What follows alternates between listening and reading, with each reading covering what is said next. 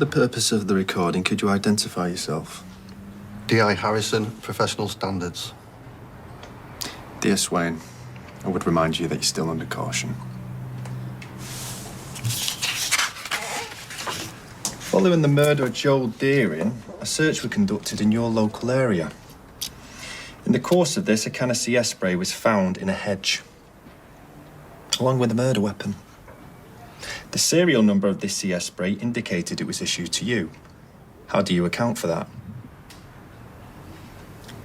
I'd intervened in an assault on the street, during which I was struck by a car. I'd assumed the spray was taken then. Did anyone witness this? Not to my knowledge. How do you explain that? It was dark. No one else was there. When you left the hospital, where did you go? Home. Straight away? Yes.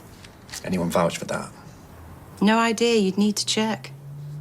So you have no alibi for your whereabouts between leaving the hospital and arriving home. The exact time we believe Joel Deering was murdered. I left hospital with suspected broken ribs. You seriously think that I could attack someone and overpower them? If you hit him from behind with a rock, yeah.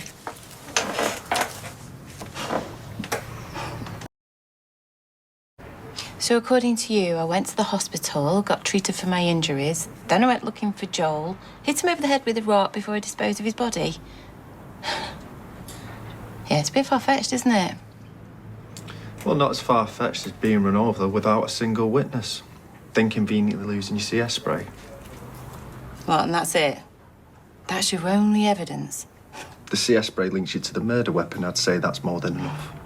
You know how hard I've tried to solve this case. Why would I do that if it was me? Maybe you wanted to stay one step ahead of the investigation. Steer things away from you. You asked me, you're clutching at straws. What about the text you were going to send Joel? You threatened him with serious physical harm if he went near your daughter again. I didn't send it. You were going to? Admit it. You went after Joel that night to teach him a lesson he'd never forget. No. You left the hospital, went to find him, then you smashed him over the head with a rock. It was you who murdered him. Well, charge me if you think I did it, but you know as well as me the CPS will laugh in your face. Well, we're not ready to bring formal charges yet. I've still got a few loose ends to tie up. Like what? Well, we're using data from your phone to track your movements of the night Joel died. If what you're saying is true, then it'll prove that you was nowhere near the crime scene. You know full well my phone was broken when I was knocked down. Well, no, that's what you told us. Well, if that's the case, we're gonna have to keep you in overnight. What? No, no. No, I've got to get home for Betsy. Well, you're gonna have to make other arrangements. Or we can contact social services. Why are you doing this? You're a prime suspect in a murder inquiry. It's nothing personal.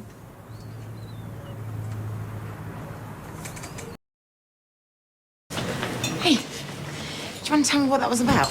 What? Don't play dumb with me, arresting Lisa. Sorry, how's that anything to do with you? Well, it's got something to do with me because she's my friend, and also, you know she hasn't got anything to do with that. Yeah, I need to get back to work. Excuse me, I asked you a question. I've got a better one. What was your turnover for knicker sales last quarter, and how much did you pay in tax? What? Why are you asking me that? Sorry, we're not sticking our noses in things that don't concern us. Actually, this does concern me. Lovely hot pot, by the way.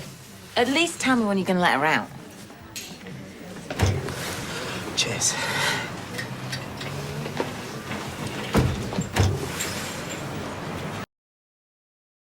What's all this, then? Roy knocks me up the chili from his leftovers. Food of the gods. Yeah. Well, I wouldn't go that far. OK, look, this is fascinating, but what we're going to do about Lisa? Eh? Because, I mean, she's blatantly got nothing to do with this. Well, but based on what exactly? Based on the fact she's not a flaming murderer. Well, I'm not sure that would stand up in court. You know what this is, don't you? It's a vendetta Kit's got against her. He wants the job, and he's just trying to make it look bad. Well, I'm sure the truth will come out. I mean, there's a lot more evidence to be found. What evidence?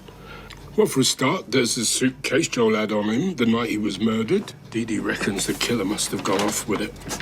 Anyway, I've got to dash off. I hope there's better news for Lisa soon.